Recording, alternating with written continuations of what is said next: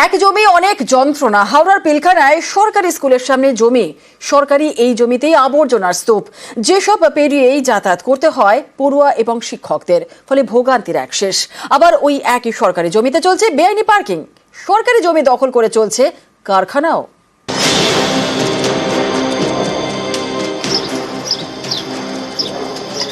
এভাবেই রোজ নাক চেপে জঞ্জাল পেরিয়ে স্কুলে যেতে হয় পড়ুয়াদের। সরকারি স্কুলের সামনে এই সরকারি জমিতে বেআইনি পার্কিং হয়, এর জেরেও দুর্ভোগে পড়তে হয় স্কুল পড়ুয়াদের। আমাদের স্কুলের সামনে মানে ইলিগাল পার্কিং হয়, আমরা জানি। এই স্কুলের সামনে গেট পুরো বন্ধ থাকে, আমাদেরকে আসার যাওয়া আমাদের খুব অসুবিধা হয়।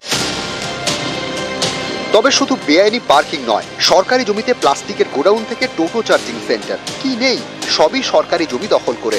এ ছবি হাওড়া পুরসভার 16 নম্বর ওয়ার্ডের পিলখানায়। একটা সময় এই এলাকাতে 10 থেকে 12 বিঘা জমি ছিল পুরসভার হাতে, সেই জমি লিজে দেওয়া হতো। পরে পুরসভার হাত থেকে জমি যায় হাওড়া ইমপ্রুভমেন্ট ট্রাস্ট বা HITর হাতে। ধীরে ধীরে সেই জমিতে তৈরি হয় বাস স্ট্যান্ড, দমকলের দপ্তর, স্কুল লাগোয়া জমি প্রায় 4 বিঘা। সেখানে তৈরি হয়েছে হাওড়া পুরসভার ভ্যাট।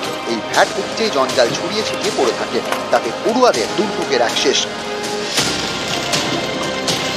এই সরকারি জমি দখল করেই চলছে একের পর এক বেআইনি কারবার। 3 থেকে 4টি প্লাস্টিকের গোডাউন, টোটো চার্জিং সেন্টার, প্লাস্টিকের কারখানা এবং বেআইনি পার্কিং। আগেকার বিল আছে তো, লিজে বিল আছে তো আমাদের কাছে। হ্যাঁ, লিজে বিল আছে, তাই না কেউ আসলে কাকে ভাড়া দেওয়া যাবে? কেউ আসলে তো ভাড়া দিব। হ্যাঁ, সবই চুপচাপ আছে। সবাইকে জানালাম, কিন্তু প্লাস্টিকটা কারবার ওইখানে আজ পর্যন্ত হচ্ছে। আর আশেপাশে বড় বড় ফ্ল্যাক্সে কারখানা হয়ে গেল, টোটো ওইখানে রাখার পার্কিং হয়ে গেল। এইসব 2013 কাউন্সিলর আমি ছিলাম, ওই জমানা ছিল না। কাউন্সিলর হাঁটার পরে এইসব কবজা হয়ে গেল।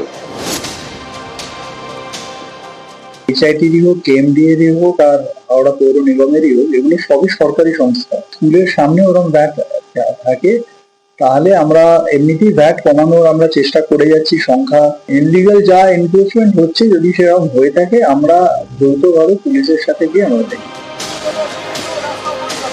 হাওড়া থেকে দেবাশিস চক্রবর্তী, নিউজ 18 বাংলা।